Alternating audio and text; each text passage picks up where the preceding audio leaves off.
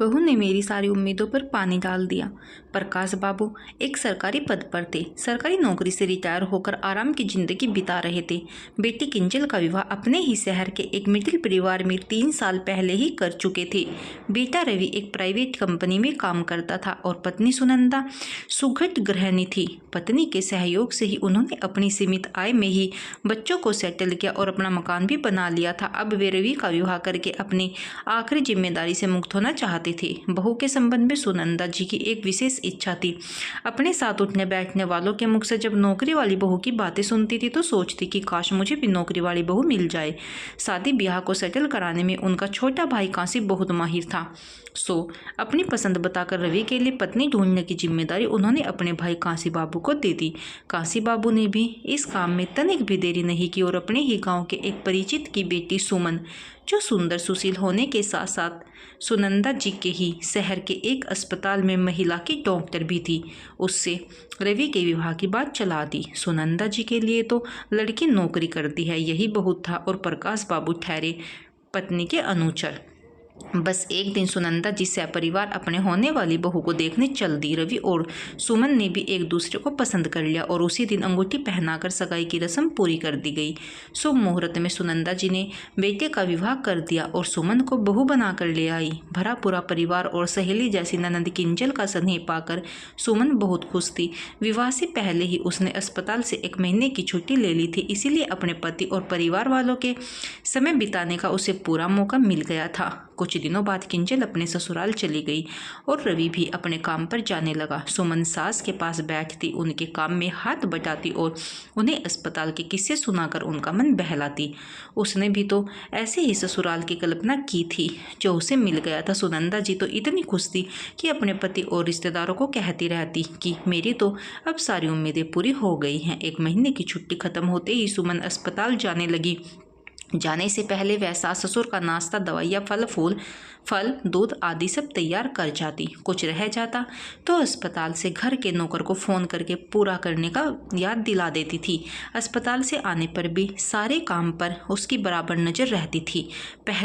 लेकिन पहले जैसा सास के पास अब वह बैठ नहीं पाती थी। कभी कभी तो उसे रविवार को भी अस्पताल जाना पड़ जाता था और यही बात सुनंदा जी को खलने लगी। सुनंदा जी को उम्मीद थी कि इस अस्पताल के काम में साथ साथ सुमन घरेलू बहू की जिम्मेदारी भी निभाएगी, लेकिन ऐसा करना सुमन के लिए तो कतई संभव न था। उसके मरीज महिलाएं थी जिन्हें देखना उसकी प्राथमिकता थी।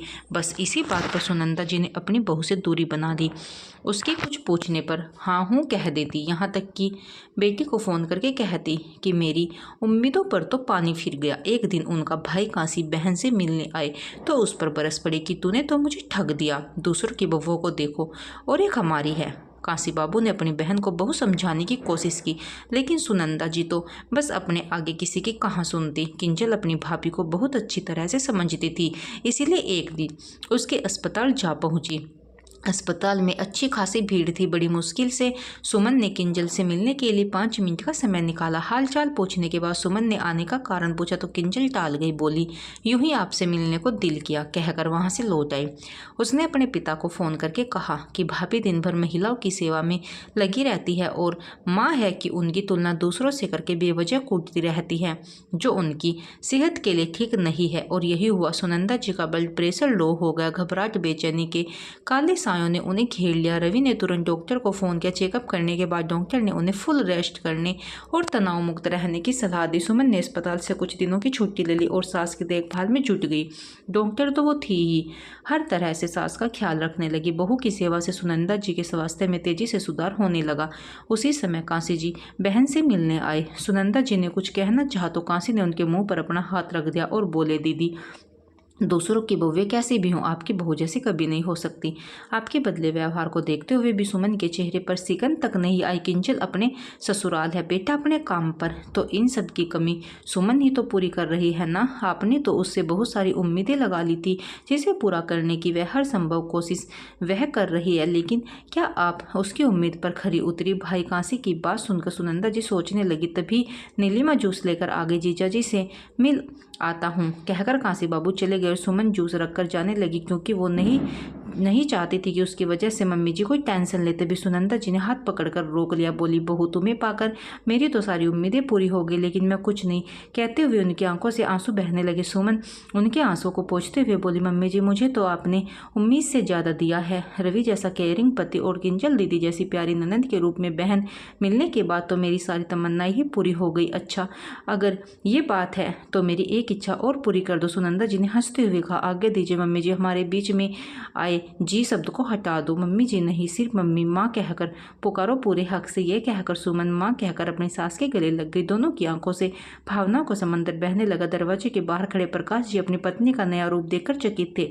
सास बहू के नए रिश्ते देखकर वे भी भावुक हो उठे और अपनी आंखों के भीगे कोरों को पोंछते हुए मन ही मन ईश्वर को धन्यवाद देते हुए बोले, हमारी बहू पूरे परिवार की उम्मीद पर खरी उतरी है। सच है, हम सभी एक दूसरे से तो उम्मीद लगा लेते हैं, लेकिन बात तब बनती है जब हम दूसरों की उम्मीदों पर खरे उतरे।